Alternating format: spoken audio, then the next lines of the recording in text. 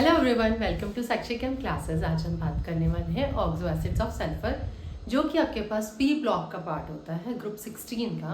किन स्टूडेंट्स के लिए हेल्पफुल है? ये कॉम्पिटिटिव एग्जाम्स वाले स्टूडेंट्स के लिए हेल्पफुल है। अगेन ग्रेजुएशन के लिए भी, ग्रेजुएशन में जिनके पास पी ब्लॉक एलिमेंट्स चैप्टर है उनके लिए भी ये हेल्पफुल होने वाला है।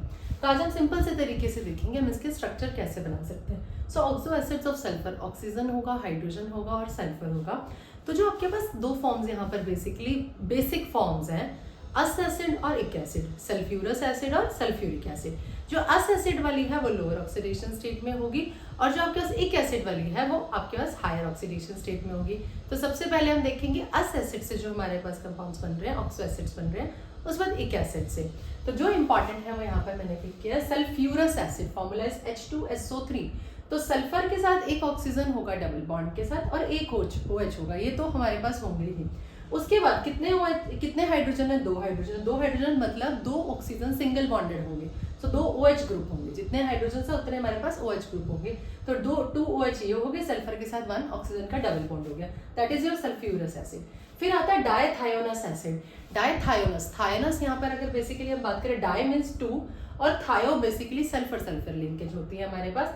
तो सल्फ्यूरस एसिड को ही हमने कंबाइन करना है, बट दोनों OH जो आपके पास है उसको रिमूव करके और सल्फर सल्फर के बीच में डायरेक्ट लिंकेज। देखिए यहाँ S डबल बॉन्ड O और दो OH थे ना, तो यहाँ S डबल बॉन्ड O और एक OH, यहाँ भी S डबल बॉन्ड O और एक OH, दोनों के एक एक OH हटा दिए हमने और बीच में एक सिंगल बॉन्ड के साथ इन दोनों को कनेक्ट कर दिया। तो फॉर्मूला क्या बन गया? H2S2O4। जब आपको इसका स्ट्रक्चर आ जाता है ना, तो आप फॉर्मूला तो इजीली इसके लिए लिख ही सकते हो।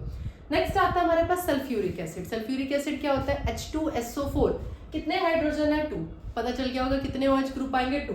तो एक सल्फर दो ऑक्सीजन के साथ तो डबल बॉन्ड बनाएगा और एक OH और एक OH के साथ, मतलब दोनों OH के साथ सिंगल बॉन्ड के साथ कनेक्ट होगा।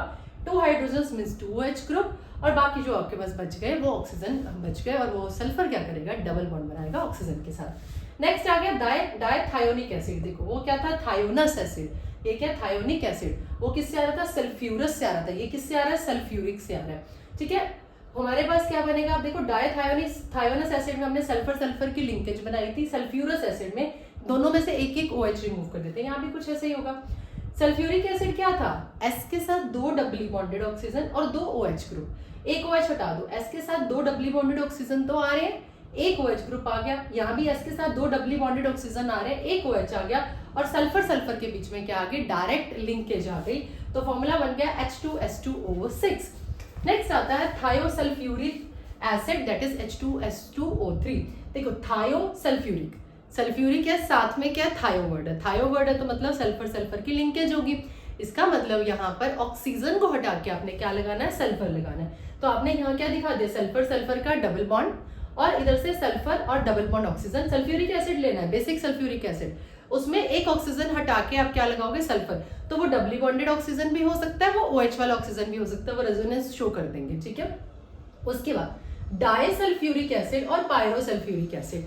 डाई मतलब दो चीजें, पायरो भी आपके पास उसी को होता है। जब इससे पहले मैंने इसकी वीडियो बनाई है जो कि है ऑक्सो एसिड्स ऑफ फास्फोरस, वहां पर उसको फास्फोरस को याद करने का भी तरीका बताया। उसमें भी मैंने आपको बताया पायरो वर्ड आता है। पायरो कैसे याद कर सकते हो? दो मॉलिक्यूल्स को आपने जोड़ना है, वाटर मॉलिक्यूल रिमूव कर देना है, दो मॉलिक्यूल्स को जोड़ के वाटर मॉलिक्यूल रिमूव कर देना है। कैसे याद कराया था मैंने? पायरो मतलब पैर।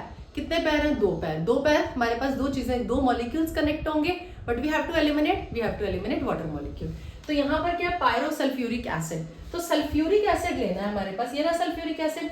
सल्फ्यूरिक एसिड के हमने दो मोल्स लेने हैं, दो सल्फ्यूरिक एसिड लेना है, वाटर मॉलिक्यूल निकाल देना है। दो सल्फ्यूरिक एसिड लेने हैं, वाटर मॉलिक्यूल निकाल देना है। एक OH, दूसरे वाला भी OH यहाँ पर आएगा। सपोज करो दूसरा मैंने ऐसा ले लिया कुछ, तो OH, तो वाटर मॉलिक्यूल निकल गया, तो बीच में क्या आ गया? ऑक्सीजन लिंकेज आ गई, SOS लिंकेज आ गई आपके पास। और डबल बॉन्ड ऑक्सीजन तो है ही है, साथ में यहाँ पर OH हो गया, यहाँ भी डबल बॉन्ड ऑक्सीजन और यहाँ पर OH। ठीक है, उसके बाद आ गया peroxo monosulfuric acid. Peroxo linkage क्या होती है? Oxygen oxygen linkage. तो परऑक्सो, मोनो मतलब एक, सल्फ्यूरिक एसिड आपके पास, तो सल्फ्यूरिक एसिड के अंदर आपने ऑक्सीजन लिंकेज शो करनी है। तो S double bond as it is, OH as it is, एक OH के साथ एक ऑक्सीजन इंसर्ट कर दो बीच में, तो O और OH। तो परऑक्सो मोनोसल्फ्यूरिक एसिड H2SO5, इसको कैरोज एसिड बोलते हैं, और ये जो पायरोसल्फ्यूरिक एसिड था विच इज H2S2O7, इसको ऑलियम बोला जाता है।